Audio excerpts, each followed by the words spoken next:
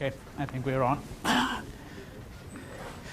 All right, so what I want to do is I want to make a few observations which will be a continuation of what I've been talking about. I've been speaking to you about the assassination of Mohandas Gandhi in my concluding remarks on Tuesday. I want to wrap up that discussion, just reiterate a few points, and then I want to start looking at the Constitution of India, the Constituent Assembly, and I want to look at the question of India as a democracy in broad terms, right? In broad terms, because the question of India as a democracy is something that interests us, throughout the quarter. That will interest us throughout the quarter, and we'll keep on returning to that question whenever we look at political movements, at attempts at secession, at ethnic conflict, how the Indian state responds to demands made by various kinds of constituencies,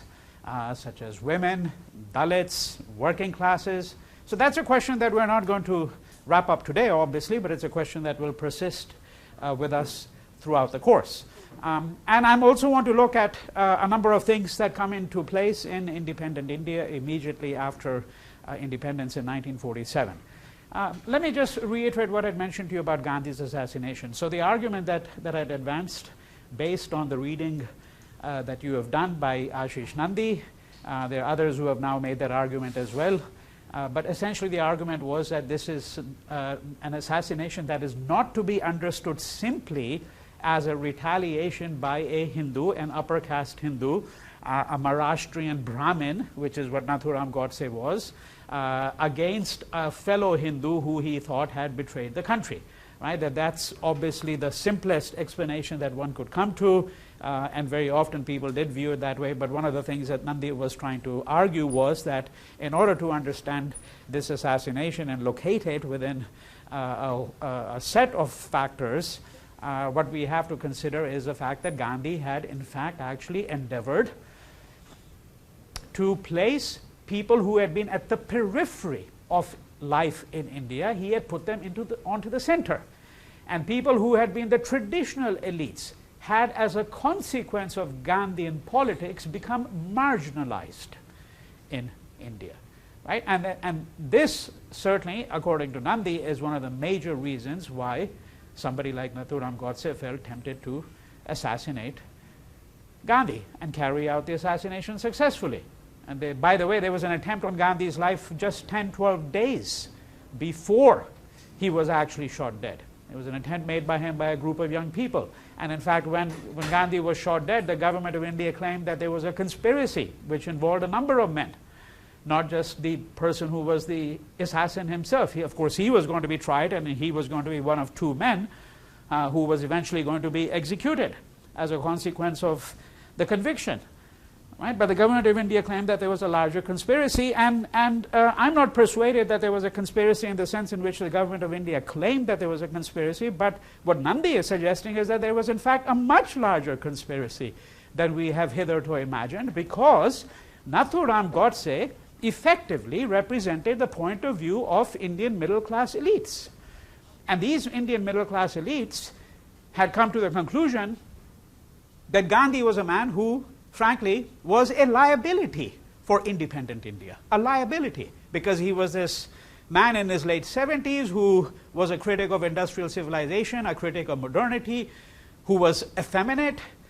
And these middle-class Indian elites had come to the point of view that an independent India, in the modern nation-state system that we have today, which defines world politics, that such a nation-state under the leadership, even the moral leadership of Gandhi, could not in fact actually survive and flourish. And therefore this man in fact had to be killed. Right? So that is effectively the argument that Nandi is advancing, where he's suggesting that there were quite a few people, notwithstanding the fact that Gandhi was revered as the Mahatma, as the great soul, and so forth and so on, that there were quite a few people, especially the middle class elites, who had decided that Gandhi in fact was a liability and therefore had to be done away with. And to that extent, we can say that there were many people who were complicit in the assassination. All right? And one of the last points I had made in my previous lecture was to suggest that there were other complicated things going on here too, such as this whole politics of sexuality, the politics of masculinity, that Gandhi was seen as somebody who was effeminate, right? And Nathuram Godse stood for a kind of a hyper-masculinity, right? And one of the things that what Nandi does in this piece is he actually looks at Nathuram's biography. And I'm not going to reconstruct the argument for you because I think you have to read the piece for yourself, but if you've read the piece, you will understand exactly what I mean when I say that, according to Nandi, Godse represented a certain kind of hyper-masculinity. Now, let me move on to a number of other considerations. Right? So the two big considerations for today are the question of democracy, the emergence of India as a democracy. I mean, it's very often remarked that India is singularly one of the states which achieved independence after long years of colonial rule, one of the few states that achieved independence, which went on to become a democracy. I mean, remember that in the 20th century, if you're looking at Asia and Africa, and a number of other parts of the world, but principally Asia and Africa, we're saying that the principal movement of the 20th century was in fact decolonization, right? Where countries that had been under colonial rule, whether it was British colonial rule or Dutch colonial rule, as in the case of Indonesia, or French colonial rule, as in the case of Indochina, that is Vietnam, right? Vietnam and Laos, Cambodia, that area. Of course, there were other French colonies such as Algeria. Whether it was French rule, Dutch rule, British rule, or any other European power from whom countries got their independence, the 20th century, the second half of the 20th century, is a period of decolonization. And of these dozens of states that emerged, how many of them went on to become full-fledged democracies? And so one of the things that is claimed for India is that, in fact, India was more or less singular in this. And if you look at South Asia itself, we know that there was Pakistan, of course, and Pakistan has had very few years of what you would call democratic rule. A large part of Pakistan's history since 1947 has been either military dictatorship or other forms of authoritarianism. And of course we know that Sri Lanka was ravaged by an intense civil war that went on for several decades. Right? So forth and so on. One could obviously, give other illustrations of this, and one could turn to Africa. But let's just assume that this is the case. Then the question that obviously arises is, well, to what extent should we really consider India to be a democracy? Now, before we take this up in a broad vein, and before I engage you in a discussion, because I would like to have a bit of a discussion so that I'm quite certain that we all agree, at least minimally, upon what we mean when we say a democracy. Because if, for example, someone said that, well, a democracy is rather simple to define. It's simple to define because it's one person, one vote. Well, if it's one person, one vote, then clearly the United States was not a democracy. If we simply take that definition, was not a democracy, notwithstanding what they say in America itself about this being the oldest democracy in the world, going back to the second half of the 18th century when the Declaration of Independence was issued, and following that, more importantly, the Constitution of the United States was drawn up. So if we say one person, one vote, we know that a substantial portion of the population of this country did not have the vote at that time. African Americans did not have the vote. Women did not have the vote until the 20th century. Right? And so then, of course, you could say that, well, yes, but democracies are evolving. Maybe the United States was not a perfect democracy. And of course, I think we should be always resistant to use the phrase perfect democracy, because there is no such thing. We know that. And of course, some people have said that, well, democracy is the best of all the political systems. They're all horrid. They're all horrendous. They all have their problems, whether it's authoritarianism or military dictatorship or totalitarianism or monarchies, right? Because then there are different kinds of democracies as well. There are democracies that are still in principle, under monarchical rule. In principle, I say, because Britain, for example, has the Queen, and some people would argue, many students of politics would argue, well, that the Queen is a mere figurehead. The Queen has no power at all. Actually, I'm not quite sure that's really the case, but But we can't delve into that in very substantial detail at this point for obvious reasons, because that will take us to a completely different plane. But nonetheless, that would be an argument that would be commonly made. But we do know that in Britain there is a distinction between the head of government and the head of state. You do not have that distinction in the United States. There's no such distinction in the United States. But in Britain and in countries which have adopted the British system, there is such a distinction. So India has a president and a prime minister, right? Both. Right? But the president is supposed to be a figurehead.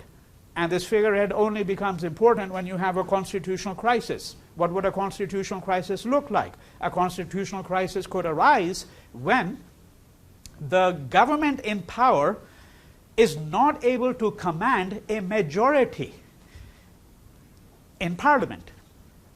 The same thing in Britain.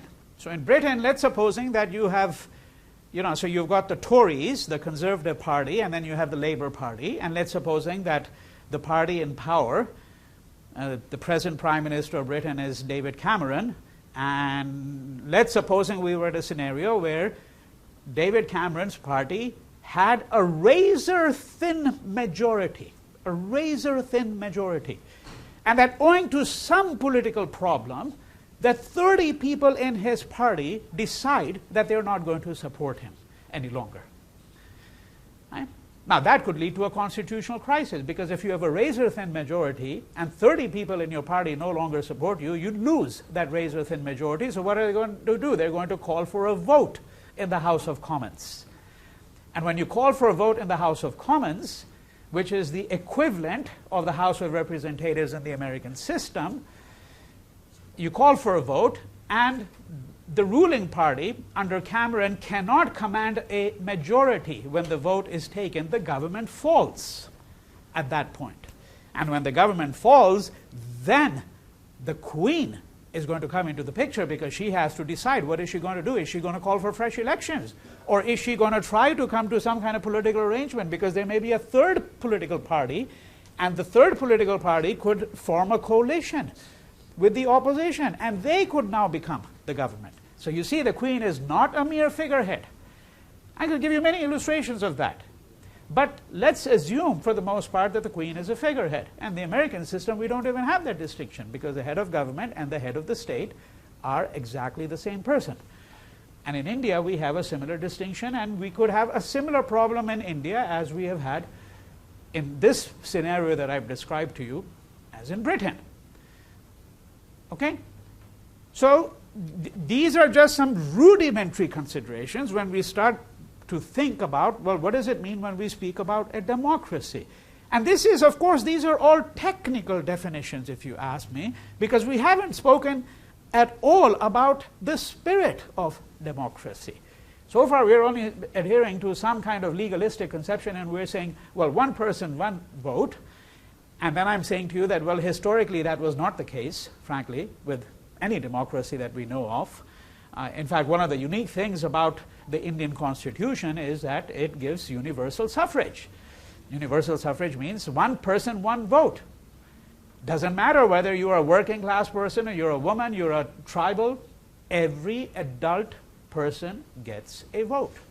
And each vote is, in principle, equivalent to another vote. Right? So the Indian Constitution, immediately in the 1952 election, which was the first election held after independence, that gave universal suffrage. And at that time, the number of people who were entitled to vote was about 185 million. Sometimes these figures might be a little off, because I'm just reading them off memory rather than looking through notes, and I don't always remember, and the figures may be a little bit inaccurate, but something in that neighborhood of about 185 million. And I think it was about 105 million people who actually cast their vote in the first election in 1952. By comparison, just think of it this way, India just carried out a huge exercise, okay, of electoral democracy, as I'm sure some of you here know. When Narendra Modi got elected earlier this year, in the months of April and May, when the elections were carried out, and just by way of comparison, the electorate, that is the people who are actually entitled to vote, was about 850 million. 850 million. And I think the number of people who actually cast their vote in this last election was something in the neighborhood of about 600 million plus. 600 million. All right? I mean, there's nothing comparable in the world to that exercise. You can be a real critic and you can scoff at it and you can say, well, those are just numbers. What does it really mean? Right? It's possible to take that view. And of course, when you have 600 million people casting their vote and you've got over half a million polling stations, places where you can go and cast your ballot, okay? And then, of course, you have to remember that there are people living in small, isolated communities, and the endeavor of the Indian government, as is the endeavor over here, that when you have an election here, you know, there may be a small remote outpost somewhere in Alaska. Well, technically, you're supposed to be able to get the ballot to them. And if it means that there are only 2 people living there in that little village, or 10 people, well, you have to take a helicopter there and be able to give them the ballot. That's what it means. And of course, we heard such stories in 2014 when the Indian election was carried out. All right? So here are some different aspects of this story. But now let's take a slightly different substantive view and say, well, what does it mean for a country to be called a democracy? Would someone venture to say what they think is a good working definition of a democracy, other than simply saying, you can say that, but then add something to it, that a democracy means one person, one vote. I think we understand that that's now the minimum that is required, but is it something else beyond one person, one vote? Yes? A democracy is a system where everybody gets to voice what they believe, the direction the government should take, and they get to vote for whichever person they feel best suits their interests. Okay. But that's effectively the one person, one vote, right? Wouldn't you say? I mean, it's a slightly more elaborate description of that short. Well, you threw in some multiple candidates, because you can have one person, one vote, but if there's only one candidate on the okay. ballot. So is that a little bit like saying, I mean, I'm not being completely ironical here, but is it a little bit like saying, because you're saying that it includes choice. That's what I understood you when you said there are multiple candidates. So it's a little bit like walking into Ralph's. You want to buy a cereal, so there are 100 boxes of cereal there, and you pick one. So is it choice in the same sense? Or is it substantively different? And how much choice, by the way, do you have here in any case? Because effectively, this is a two-party system. I think you will all have to agree with me that it's a two-party system. And yes, you may have something called the Socialist Party. There is even, by the way, and there are representatives of that party on this campus that I happen to know. There is even something called the Communist Party of the United States of America. I don't know how many of you know how many members it has. You want to make a guess? Sorry? 5,000. That's pretty good. You're being a little bit generous. A little bit generous. 5,000 is pretty good. 2,000. That's its membership in the United States. The Communist Party of the United States, of course, they've got, you know, pamphlets and literature, and, you know, they try to make as much noise as they can, but with 2,000 members, what are you going to do? Right? And, you know, is there a real effective third party in this country? Hasn't been for the last 100 years. You don't really have a third party in this country for the last 100 years. So what you have is Republicans and Democrats. Now, if you ask me, that's like Tweedledee and Tweedledum. Okay? You know, if you know Alice in Wonderland, that's what it is. Tweedledee and Tweedledum. There's no difference. They both stand for capitalism. They both stand for gun rights, for the NRA. I could give you a whole list, a mile long, to show what are the similarities between the two parties from my point of view. Right? Yes, someone could say that, well, there are some substantive, you know, domestic differences. For example, under Obama, we had Affordable Health Care Act, and it's unlikely that under a Republican president that something like this would have happened. I would concede that. That's an illustration of where there may, in fact, actually be a difference. But after all, Tweedledee and Tweedledum have some differences too, you know. Okay? And that's precisely the point, that one we have to think about is, well, what are the real substantive differences, and then what are the differences that are largely cosmetic or that are largely dictated by immediate contingencies. So you cannot have a third party which says that, well, we're going to offer a fundamental critique of the whole institution of capitalism. That's not possible in the United States. Or that we're going to have a third party which is going to offer a fundamental critique of the notion of property. Or a third party which is going to say that, well, we can't have people making $50 billion and then have people making $20,000 a year. There's something particularly inhumane about it. It's not possible, because you do have to understand that the differences between the top 0.1% of the population and the bottom 80% of the population in the US, this difference is much vaster than the difference in any other democracy, especially in Europe or in Japan. I mean, in Japan, the differential might be 100 to 1.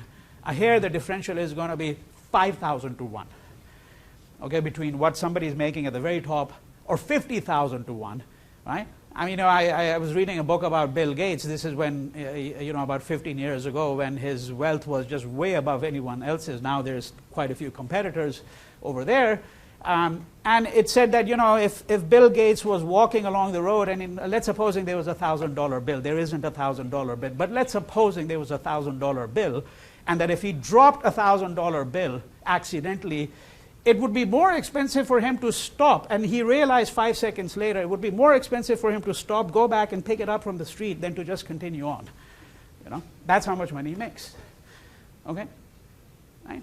So the question here is, now you see what I'm doing. I'm simply saying, well, the definition that we have doesn't speak about equality. Doesn't even remotely speak about equality. In fact, actually in the US, I think it would be very difficult to give a definition of democracy which would even remotely include the word equality. At the most, people would say there can be equality of opportunity. Okay, which of course is a way of evading the whole question, because what is the equality of opportunity for somebody who goes to Harvard and somebody who is in an American Indian reservation? I mean, I want to know, what is the equality of opportunity there, strictly speaking?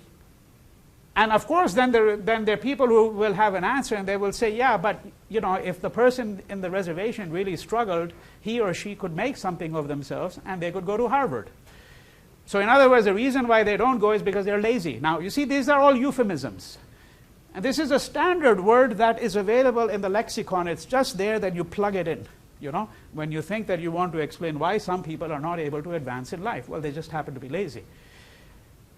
So, now you don't have to agree with any of this at all, but I'm trying to suggest to you, let's see whether we can give some kind of, because fundamentally my interest is in this course, is in critiquing the idea that we do have a democracy in India, but not offering such a wholesale critique as some of my friends have done, where we say, well, frankly, there's no democracy in India at all, because if there isn't any, then we'd have to say, well, what is a system that we really do have there? Is it simply an oligarchy? An oligarchy is ruled by the rich, because if it's an oligarchy, then certainly that's the United States. That's probably a good definition of the United States. This is an oligarchy. I mean, there are 50 families, 50 people who control 95% of the wealth of the United States. Right? That's an oligarchy, as far as I'm concerned. And that's true. You just look up the numbers. You don't have to rely upon any numbers I give you. You just go and look them up and see who has what kind of wealth and what is their wealth in proportion to the wealth of people at the bottom. Yes? So I guess one could say that on paper, or at least principally, a democracy is a system by which all its constituents of the nations they have are represented by the government.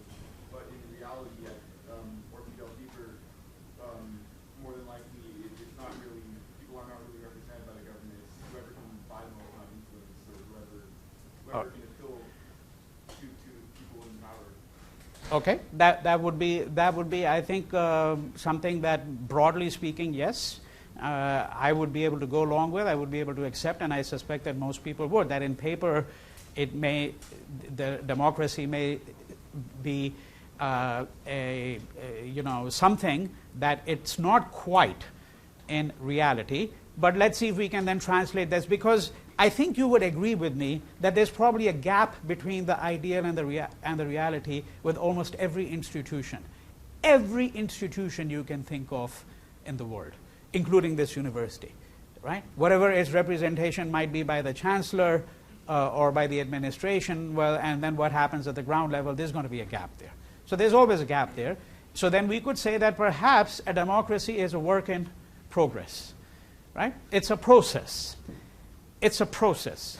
And that this is what perhaps distinguishes it from other political systems, which may not be works in progress in the same way, that there isn't that kind of process.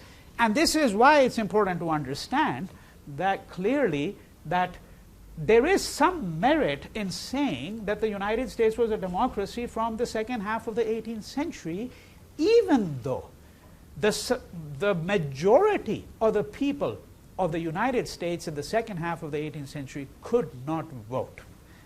Because there were other restrictions too. You couldn't vote if you were black, you couldn't vote if you were a woman, okay?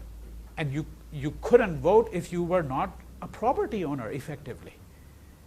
Right? So how many people could actually vote? Well, it's relatively small. But still, we say that maybe it's a process, because what did the Constitution do over the course of the next 200 years? It slowly makes it possible for other people to vote by removing the liabilities that had been placed upon them. Right? So following the Civil War, the end of the Civil War, it became possible for African Americans to vote. But that was only in principle. There was a gap there, because effectively they couldn't vote. If they tried to vote, the Ku Klux Klan would appear and just terrorize them, which it did. And that's why you needed the Voting Rights Act. The Voting Rights Act is specifically intended for African Americans to be able to vote. I mean, if you've read how difficult it was for a black person living in the South to go and cast his or her vote, you did it at the possible risk to your life. In the 1930s, 40s, and 50s, when you had the constitutional right to vote. You had the constitutional right, but you did it at the risk to your life. And that was why you needed the federal government to pass another act and say, we're going to actually enforce it. We're going to send federal marshals, and we're going to enforce it. Right? So this is where we say it's a work in progress. And that's why I wouldn't agree with those who would say, oh, well, yeah, the US has never been a democracy, and similarly, India has never been a democracy. Well, I think that these are evolving institutions, but we can't be complacent, because, of course, everything is an evolving institution as well. So then, that answer is also readily available, and so we have to then say, well, what is the pace at which it evolves? Yes, I think you had your hand up there. Yeah. What is the process supposed to lead to? Well, that's where we go back to, for example, the question of equality. Is there some fundamental relationship between democracy and equality? In the United States, I think the answer is no, there isn't. I'm sorry, but I think that's the tacit consensus that this country agreed upon 250 years. There is no relationship, according to Americans, between democracy and equality. There are some who will simply modify and say equality of opportunity, that is all that a democracy owes to you. It does not owe you anything else. It may owe you other things beyond the question of equality, right? So you should be able to, for example, go to the polling station on November 4th and be able to cast your vote and not fear for your life. Right? That's what a democracy owes to you. But that, frankly, is a very, very skimpy definition and expectation of what a democracy is. Yes? Can you maybe draw a harder difference between the opportunity of equality versus equality? Because opportunity of equality? Yeah. Just equality, you say there isn't equality here? Well, why don't you explain a little bit more about what exactly you have in mind when you say opportunity of equality, right? Okay. What does that mean? Substantively, what does that really mean, right? So this is why I gave an illustration whereby I said that, well, you know, you could say that, look, in this system, the principle is that everyone has a chance to rise, in principle. Now, I don't believe that for a second. I don't believe that there's even remotely the case that that is true of this country or any other country for that matter. You know. I feel like you're yeah. kind of arguing or leaning towards like a welfare state. Not necessarily. Not necessarily. Right? But supposing I were, then you could say, well, what's the crime in that? But now we don't have time to, you know, this is not now a class on, let's say, on socialism, okay, and what are the merits of socialism or not, right? But if that were the case, you can say, well, what's necessarily the crime in that? But I'm not actually arguing for a welfare state, right? Because I know very well from my understanding of what happened in welfare states in the 20th century was that most of these states became what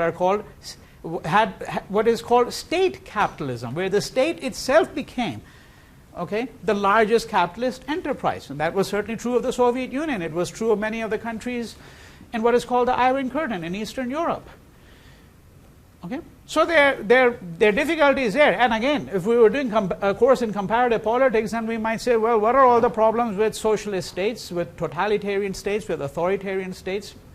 We're not engaged in that exercise. I'm simply trying to alert you to the fact that if we offer a very minimal description and we say one person, one vote, that this is what a democracy is, and let's add a little bit there, for example, but that's implicit in that, and that is that a democracy includes a system of representation. Because clearly if you have 400 plus people sitting in the House of Representatives and 100 people sitting in the Senate, right? And then, of course, as the population continues to grow, there have been, by the way, 100 senators for a very long period of time.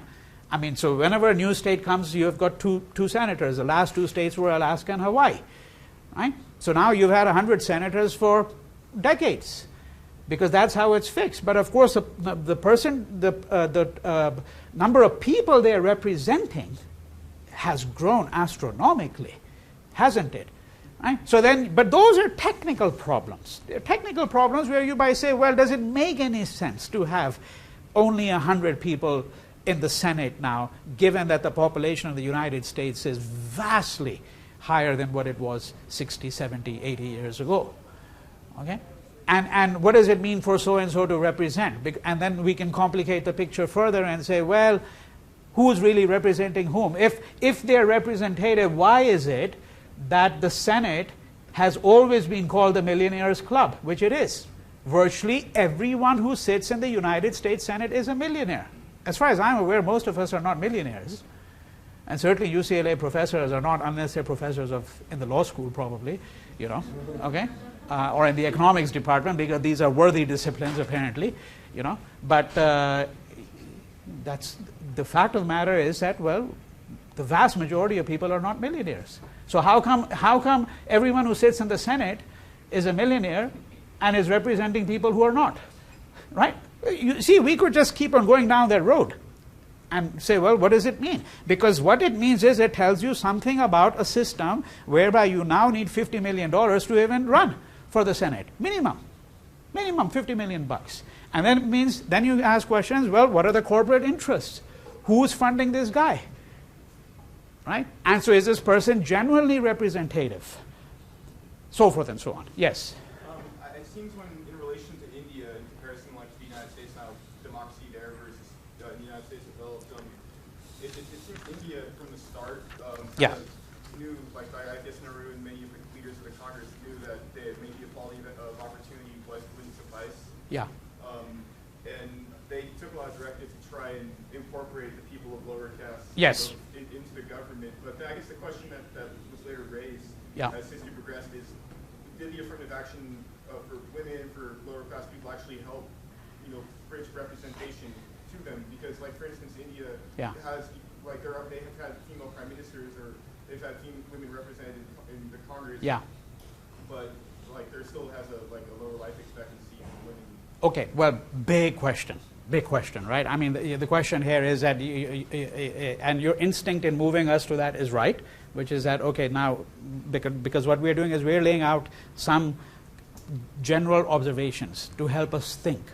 And what you're saying is that, well, okay, what about the case of India? I mean, okay, so when we talk about equality of opportunity, wasn't there a realization right from the outset that, well, there isn't that? And so therefore, what do you have? You have reservations, what you call affirmative action here. Affirmative action here is hugely insignificant in comparison to reservations in India. We're going to speak about that in very great detail in this course, okay? Because there are certain states in India where the reservations are 80%, 80%. I mean, affirmative action is only for, 2, 3, 4, 5, 6, 7% of the population effectively here.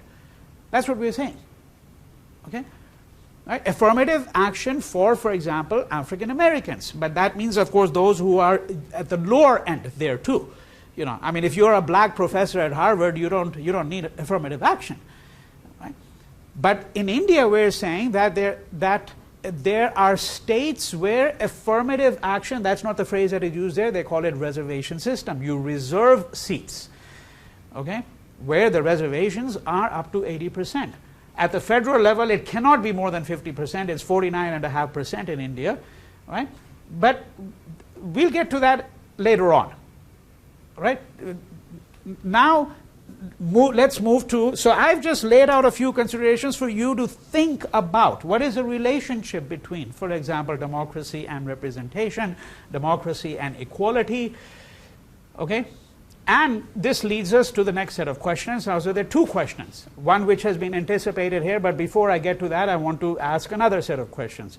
So what is it in the experience of India that prepared the people for this experiment in democracy? Very few people actually ask that question. If you look at the United States in the 18th century, well, there were things that slowly were preparing the people for that. So there was resistance to something called the Stamp Act. If for those of you who remember your American history, okay? There was a resistance to the Sugar Act. There were resistance to all of these acts which basically made conditions difficult for the colonists. And so they gradually built up, and there was self-government. There were town hall meetings, even before the Articles of Confederation were written up, which then eventually led to, of course, a constitution, right? Now, what was there in the experience of India that facilitated the experiment in democracy? And I want to pose that question to you because I want to suggest to you that in some ways, this is the most daring experiment that we know of in 20th century history. An electorate that large, largely illiterate. You have to add that. Because one does expect that in a democracy, if you're going to make, somebody here introduced, Dominic was saying choice. That was the first remark that he offered, right? That, well, a democracy, it's not simply a matter of voting, but you're offered a choice of candidates.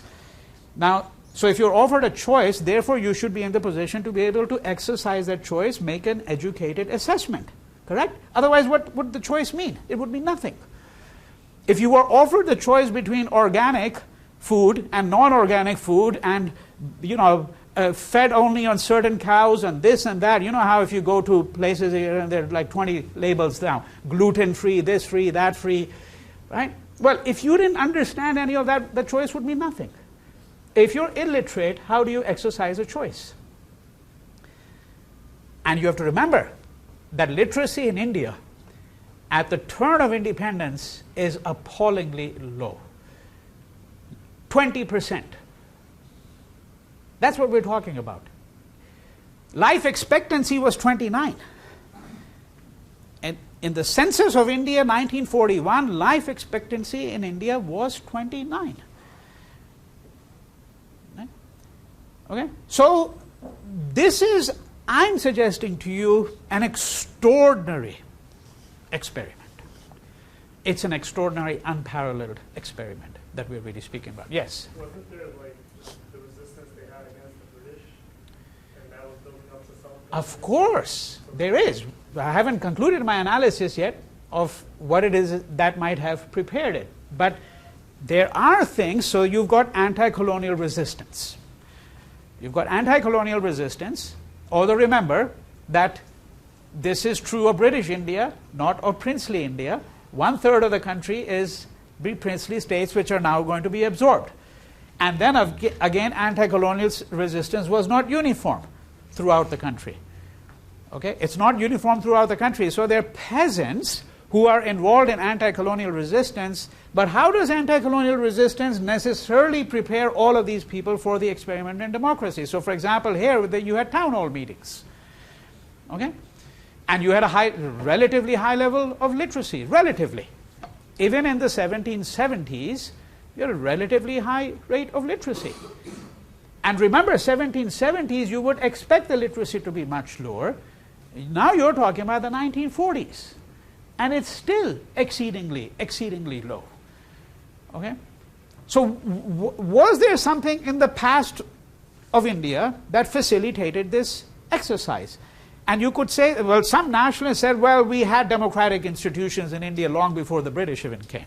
You know, we had what was called the Panchayat Raj, but the word Panchayat is, so let me just write it here. You're going to hear about this later on as well. Panchayat Raj. Raj means rule. Panchayat is the village council, usually comprised of the 5 elders who have been voted to that Panchayat. Okay? And usually it meant 5 elders who were men. And all right? I'm going back to antiquity. So Panchayat Raj would be self-rule, autonomous rule at the local level. And there were Indian nationalists who said, well, we had institutions of Panchayat Raj which go back 2,000 years. All right? However you want to assess that claim. And then, of course, there was this whole argument of anti-colonial resistance. But I'm saying, viewed in the totality of things, we have to understand that this is an extraordinarily unique experiment, where you've got a huge number of people coming into freedom, and you've got many of them coming from princely states being absorbed into this one country, and now you're going to have universal suffrage, and they had universal suffrage in just a handful of countries. A handful of countries in the late 1940s, early 1950s. Most countries did not allow women to vote. In Switzerland, women did not vote. In the cantons, there are still cantons until quite recently. I'm talking about a few years ago, a couple of cantons where women didn't vote. You know, okay? Right? So, and now it's not just freedom, but now what we're also adding to this picture is this idea of universal suffrage. Right? So this, viewed in totality, it seems to me that one must recognize this experiment as being wholly unique and distinct in many ways. Okay? Now, the second aspect, broadly, and this will conclude our overview of some observations about democracy, has to do with the comment that was offered here, and that is that we have to think, and it's related to some comments that I've made, but we have to think about how was the Indian state going to make democracy a hospitable idea for everyone? What if you were a woman? What if you were a Dalit? Dalit is the lower caste people. What if you were scheduled caste or scheduled tribe? That might be an odd phrase. Let me write it for you and explain what it means, because you will encounter this in the literature, and the sooner you know what it means, the better it is. Scheduled tribe and scheduled caste. In India, by the way, let me tell you right away, if you want to do Indian politics, learn the acronyms. Everything, you know, you read a newspaper, the front page of the newspaper, there'll be like 50 acronyms. And if you don't know the acronyms, CPI. You know, they'll never tell you what CPI stands for. They just assume that the reader knows it. Communist Party of India. CPM, Communist Party of India, Marxist-Leninist. You know, there are 50 communist parties, by the way, in India, okay? So it's not one party, you know, right? Everything splinters in India, everything. So, right? So SCs. SCs, and this is STs. So you'll see a literature which will say, what do we do with the OBCs, SCs, and STs? Yeah, what kind of sentence is that, you might say? You know, if you don't know the acronyms, OBCs, other backward castes, other backward classes, right? SCs, what is a schedule? Schedule is simply a list. It's like a train schedule, right? Same word.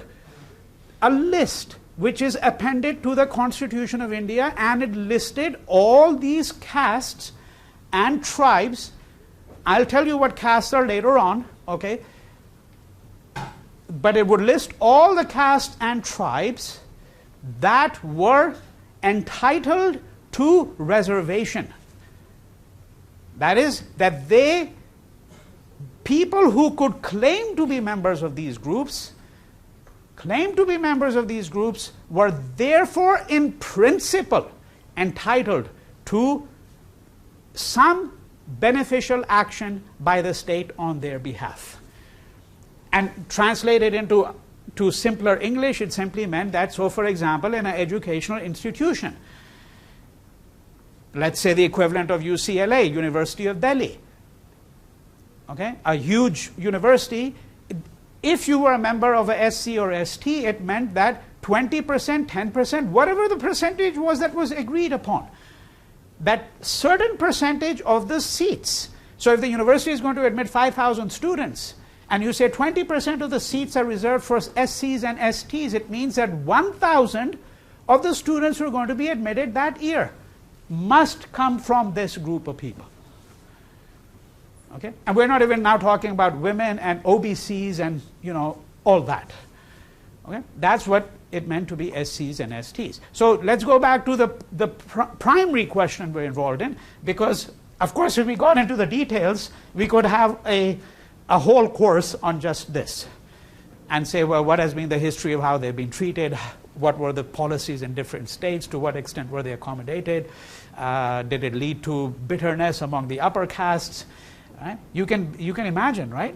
I mean, all you have to think of is think of some of the objections people raise to affirmative action in this country.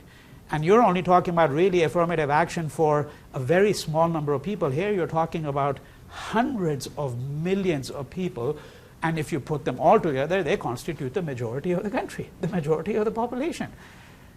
Right?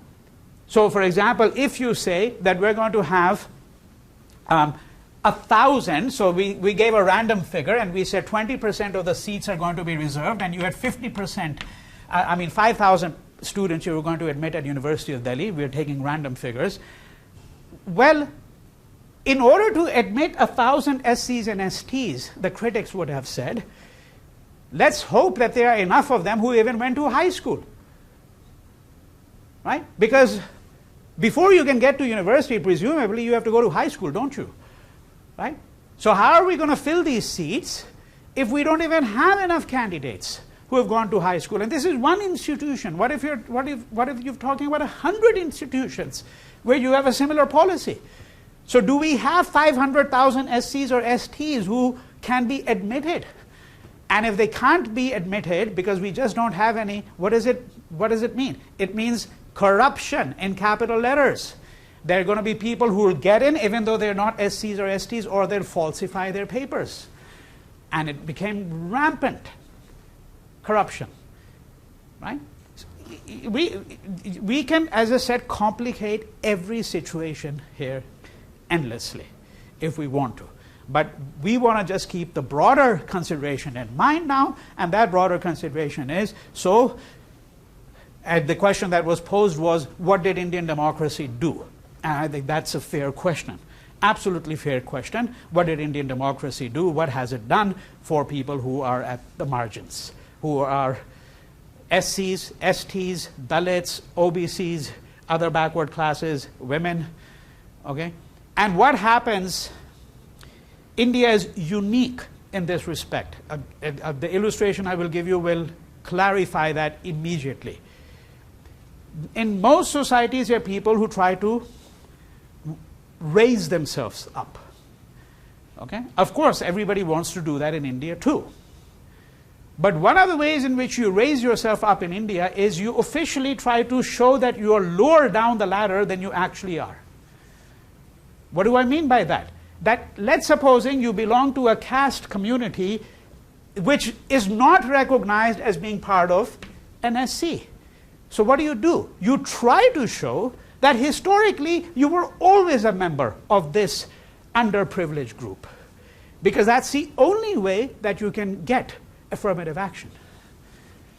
Yeah? So there are people who are actually upper castes who have been desperately trying to show themselves off as lower castes in India. I'm not saying that every upper caste group tries to do that. Please don't mistake me to say that this is a strategy of every upper caste group. But this is the strategy of some groups. And this is, again, completely unique. It's wholly distinct. Yes? Don't people in America do that too? They sometimes like Well, look, there are people who do it at an individual level in the sense that, let's supposing you were not entitled to food stamps because you fell below the threshold. So you might want to show yourself off as poorer than you are so you can get food stamps.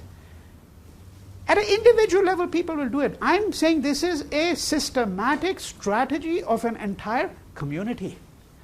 There's a difference. There's a difference. Because you have to remember that there's a price to be paid for that too. The price to be paid is that there's a stigma attached to being. Right? It's not all hunky-dory. Okay, you get your reservation, now I can just comfortably. No, but you don't really want to be considered by everybody else to be a member of a scheduled caste because there are liabilities in being a scheduled caste. Yes, there are benefits. The benefit is that the state has reserved a certain percentage of the seats for you. If there were only benefits, why wouldn't everyone want to claim to be SC or ST? There are huge liabilities, okay, with that as well. So you have to calculate the risks. And this is not a matter of an individual choice here only. I'm saying these are systematic strategies by entire communities. Yes? You said there's liability, so is it like made public that you're part of a certain schedule? Oh, yeah. Because, there's a whole community and then the community would become known, and you would then, you could then get yourself listed as a SC or ST, but then the stigma, because there's a... Once you go off to college or label? Oh, yeah, of course. You can, because, you can identify a person by their caste name. I mean, I can do that 90% of the time, but there are people who can do that 100% of the time. All you have to do is give a name and you can say, and by the way, I mean, we're talking about over 5,000 caste communities. So who's who on the pecking order? I mean, yeah. Well, you answered. I was going to ask, well, how does everybody know what caste you're in? I mean, isn't the... Oh, you can tell from the name, usually. You can tell from the name, but then, of course, what you do is you try to disguise the name. You change. Well, you can. But you see, then again, let's suppose, okay, so we are getting into all kinds of things that will come up later on, but now, since it's come up, let me answer the question. Yes, you can. You can go and legally change your name. Okay? However, look at it this way. Say you live in a village, and you're called Bittu Saigal, and you go and have your changed name to Ronald Reagan. Okay? Right? Well, that doesn't mean that suddenly now you're Ronald Reagan, because everybody knows who you are. You're going to have to not just change your name. You happen to be the lowest, you belong to the lowest caste. And if all it did to become upwardly mobile was to go to the court, pay the fee to have your name changed, well, again, everybody would go and have their name changed. No. Because when you're living in that village, it doesn't matter whether you change your name, everybody knows who you are. You might have to actually just leave the village altogether. Well, that's a little bit more difficult, isn't it? Because that means leaving your family, your attachment, your land, whatever the case might be. Right? That's the problem you're going to run into. I'm giving you a very simple answer. It's never that simple. Never that simple, I mean, why didn't every African American change their name? Because you know what, African Americans, they all lost their African names. They were all given the names of who? The slave owners. You acquired the name of your slave owner. Why did Malcolm call himself Malcolm X? That's the whole idea. You don't want to take on the liability of your slave owner's name. You want to get rid of that past. But he did it. Not everybody did it. 99.999% African Americans didn't do it. Why didn't they all go around calling themselves Jeffrey X, Jeffrey B, Jeffrey Y? or Smith A or whatever the case? No. You know, because again, changing a name, it's not simply a legal matter and going to the court and paying the $50. The whole else is involved. Do you change your personality altogether? What are the psychological impacts? So forth and so on. Okay? So the question broadly here then is, what is it that facilitated this exercise, this experiment in democracy, right? And the second set of questions, which we will address incrementally, we will address them incrementally when we take up, for example, the question of caste. Then we will address that question again. We will address it incrementally when we take up the question of the working class in India, or when we take up the question of Hindus and Muslims and Sikhs, and so forth and so on. Right? What did democracy do right at the outset, and what has it continued to do for all of these different constituencies and groups, particularly those who have been at the margins? Okay, now, and this will complete my overview with my remarks today on the Constitution of India, because then what we're going to do beginning next week is we're going to start looking in greater detail at particular sets of questions. So, for example, next week we're going to look at the whole question of economics, economic well-being, right? How has a country fared from 47 down to, right, the present day? But today, in my remaining remarks today, what I want to do is I want to talk about the Constitution of India and how the Constitution came to be drawn up, and what kind of document is a constitution. I think to some extent you can anticipate what kind of document it is, because if it is a democracy, right, then its constitution is somewhat like, of course, the Constitution of the United States. It's much bigger. One of the most distinctive things about the United States Constitution is how small it is. It's a very small document. I mean, you're talking about 20, 30 pages, and how few amendments there are to the U.S. Constitution. I mean, an amendment comes about once every 20 years now. The first 10 amendments, of course, are Bill of Rights, which was immediate, almost immediate, right? But then the other amendments were much slower, right, and took decades, some of them. And the United States Constitution has not had a new amendment for decades now. The Indian Constitution, on the other hand, is the longest document of its kind. Right? It runs into several hundred pages. And I'm not going to even pretend to have read the whole Constitution. I haven't. I've read some key portions, which are obviously critical for the discussion, not just today, but critical for the kind of work that I do. But only people who are really constitutional lawyers have read the entire Constitution of India. Okay? And how was it drafted? Well, they did look at constitutions of a number of other countries. Not Britain, because Britain does not have a written constitution. I hope you know that. Britain does not have a written constitution. It has what is called an unwritten constitution, okay, where such things as precedent matter a lot. So precedent is, well, one way you decide upon a certain practice, certain course of action, is you look at what is called precedent. And of course they have things like the Magna Carta, but the Magna Carta is not the British Constitution, yes. Yeah, no, but that's not a constitution, no. That's a document that goes back 800 years, but it's not the Constitution of Great Britain. What you have is an unwritten constitution where precedent is the key thing, right? So if you want to understand what is a law in Britain regarding property, then you look at precedent. Well, how do we know what the precedent is? You basically look at how courts have ruled on this matter over a very long period of time. Okay? So when they compiled the Constitution of India, they did study various other constitutions that were in place, including the Constitution of the United States, the Constitution of the Irish Free State, and the Constitution of countries such as Australia. The Indian Constitution itself, by the way, has now been studied in countries where they have drawn up a constitution much more recently. The most famous case being, of course, the case of South Africa. Right? When South Africa became a free country and the end of apartheid happened in the early 1990s, and they had to draft a new constitution for South Africa. So one of the constitutions they studied in South Africa in great detail was the Constitution of India. Now, the way the Constitution of India was drawn up was they first appointed what is called a Constituent Assembly. So a Constituent Assembly was drawn up before India became free. It was drawn up in December of 1946. December of 1946. 308 males to be precise.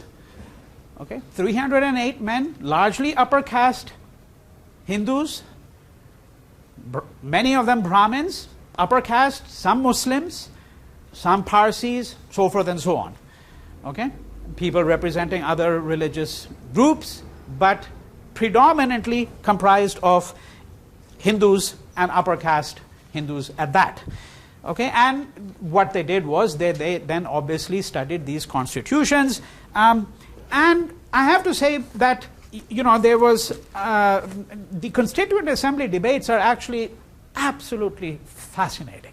I mean, they're thrilling, frankly, because what the Constituent Assembly had to do was to come up with a constitution under the circumstances that I've now described to you. This is a wholly new experiment of a kind for which there's no precedent anywhere in the world. Right? You want to give universal suffrage, for example. Well, what is a precedent for that? What constitutions permit that? What do you do when you have an electorate that's that big? What do you do when you have groups that have been historically underrepresented, underprivileged, right, for decades, for generations, for centuries? Because you do want to become a sovereign republic, and in fact, actually, India was going to be what was called a sovereign socialist republic. Let me read out to you a couple of things from the Constitution. Okay, so I'm going to read out what is called the Preamble, and we'll just look at it very briefly and see what it really means. Okay, so this is what the Preamble to the Constitution says. We, the people of India, right? Because you always have to ask who's the we. So here it's specified, the people of India, having solemnly resolved to constitute India into a sovereign, mark the words, sovereign, socialist, secular, democratic republic. And by the way, I'm deeply suspicious. Whenever I see phrases like these, it's a mouthful. Sovereign, socialist, secular, democratic, right? Each of these, we could spend hours and hours trying to figure out what secular. Why did they have to put the word secular? Was it put in right away?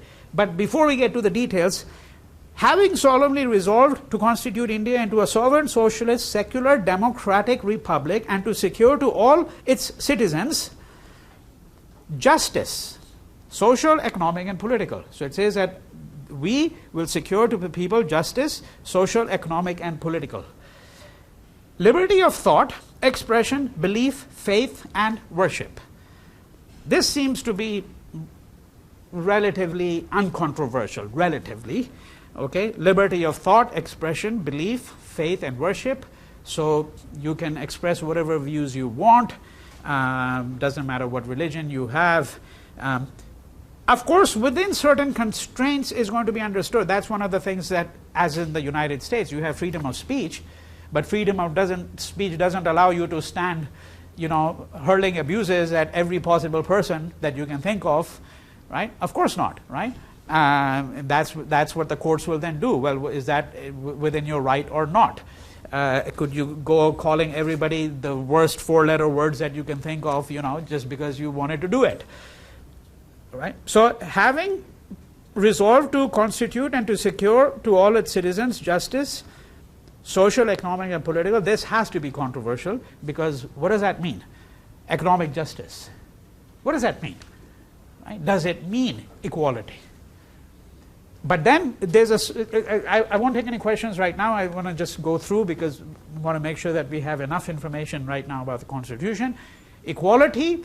So now equality is mentioned as a separate category. Secure to all its citizens justice, social, economic, and political, liberty of thought, etc. Equality of status and of opportunity. Notice how it's qualified. It doesn't say equality, period. No democracy can promise you that. Right? No democracy can promise you that. It says equality of status. What does that mean? That's not an equality of status.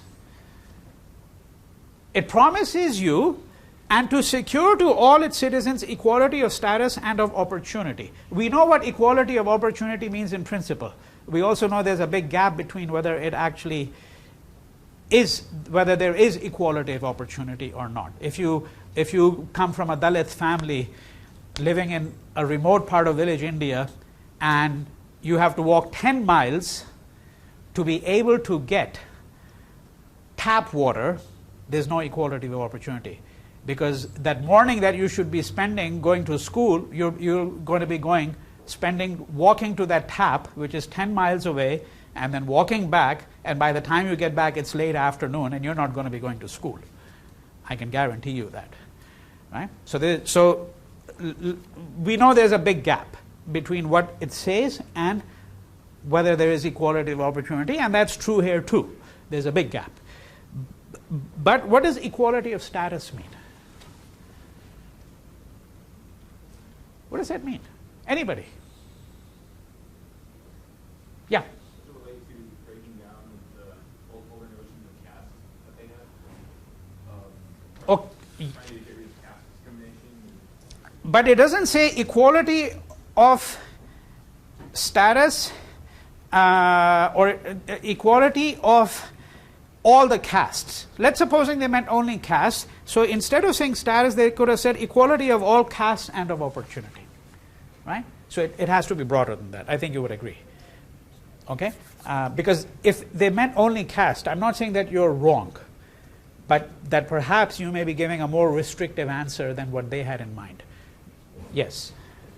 Regardless of what religion you practice or what caste you are used to be. What does status mean? What does status mean to you in general? Position in society. Position in society. And usually if you had to add an adjective before that, which word would you? Class. Class status.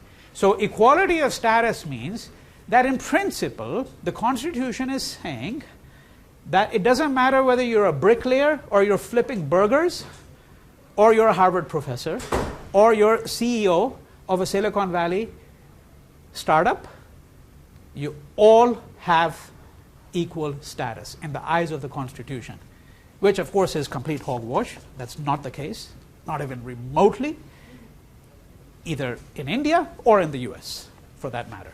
Okay? At least not from the standpoint of my politics, it isn't. There's no equality of status in that sense because there is a big difference between where you come from, what liabilities you carry, what's the color of your skin, right? What's the level of your education, so forth and so on. You could say that in some societies it matters less, in some societies it matters more. But again, now, you see, if we went down the road of saying that there's a gap, there will always be a gap, so that might not be very productive. Maybe we should just take it as a given that there's going to be a gap and it's going to be big. And we could start by saying that the fact that Constitution at all says this is in fact actually interesting and perhaps admirable, because the Constitution you could have said, that's why the background, remember what I told you about the people who are member of the Constituent Assembly? They're upper caste Hindu males. They could all have said, hey, to hell with the lower caste, to hell with women, you know, why should we even bother? Why shouldn't we just protect our own interests? Now, of course, I think it's, you know, if you're engaging in a democratic exercise, you can't take that view. Clearly, you can't take that view. And so on the opposite side, someone who could say, well, the fact that they actually say equality of status, this is the least they had to do. That's the other side of it. And I think that that's also an argument that one might want to take seriously, that this is the least they had to do, because in principle, that is what a modern system of law is like as well. And what a constitution is, it has to be also understood within the ambit of a larger legal system. Right? What is the distinctive aspect of a modern legal system? The most distinctive aspect of a modern legal system is the fact that it is in principle neutral. In principle. That it doesn't matter if you got caught with 50 grams of cocaine, and it doesn't matter whether you happen to be the President of the United States who got caught with it, or you happen to be somebody living in the ghetto, or you happen to be from South Central LA, in principle, the modern legal system stipulation is it's the same offense. And if it's the same offense, there should be the same punishment for it, with some qualification, the qualification being that if this was the third time that you were caught doing that, well, maybe the punishment might be greater, okay? 3 strikes law, remember, in California, famous for that, right? So if you steal chickens, and the third time you steal chickens, well, okay, we're going to put you away for 20 years. Yeah. But in principle, that is what a modern legal system is. It is a system of neutrality. If you cross the red light, it doesn't matter who you are, it's the same offense, you should get the same ticket. Now, we know that that doesn't happen. We know that, for example, if you get caught with 5 grams of cocaine in your pocket and you're black, the likelihood that you're going to be sent away is 50 times greater than if you're white and caught with the same amount of coke. Okay? We know that. I mean, this has been shown by innumerable number of studies. Okay? So the most material thing here is simply that this Constitution has to be understood as a document that is part of a modern legal system. It's not just shaping that system. Many people interpret it as giving shape to the laws. It assumes the edifice of modern legal thinking. And that's why equality of status and of opportunity is important. And then finally, I'm going to just read out the rest of this. And to promote among them all fraternity. So we the people have resolved to constitute ourselves into socialist, secular, etc., republic, and to secure to our citizens justice, liberty, equality of status and of opportunity, and to promote among them all fraternity, fraternal engagement, right? Conviviality, feeling of brotherhood and sisterhood, fraternity assuring the dignity of the individual and the unity and integrity of the nation. Interesting, that part. The unity and integrity of the nation, that we have resolved to secure to our people, not only their own dignity as individuals, but to assure them the unity and integrity of the nation. In our Constituent Assembly, we do adopt this Constitution. Power, okay? So the further assumption is that power is vested in the people. Because we the people did this, power is vested in the people, and we have given ourselves this Constitution and have the power to change it. The word socialist, by the way, was not part of the preamble. It was added to the Constitution by the 42nd Amendment, 25 years later. It was not part of this preamble. That we have resolved to constitute India into a sovereign, socialist, secular, democratic republic. So why was the word socialist added much later on? We'll get to that when we get to the 1970s. So I'm going to stop here. I'm going to say a few more things about the Constitution and the work of the Constituent Assembly, what kind of fundamental rights it guarantees, and some aspects of it that are really quite unique to India, and then immediately move on to the next segment. So we're pretty much caught up. We're just 10-15 minutes behind schedule, more or less. And next week, you do the readings that you have for that week.